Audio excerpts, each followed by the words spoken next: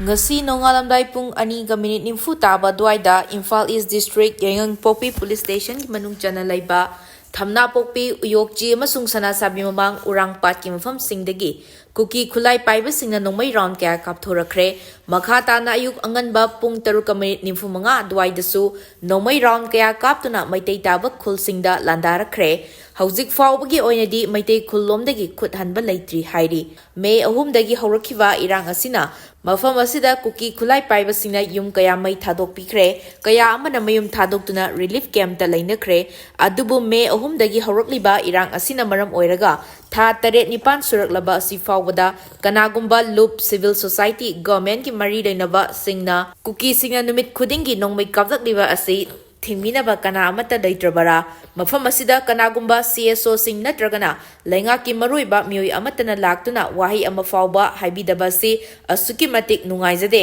aikoine hingni makhai mafam asi thadokloi lenga nasu mityeng changbiduna nongmei kapa si lefanbiu aikoi siba ngai bara haina lenga ta hanglakli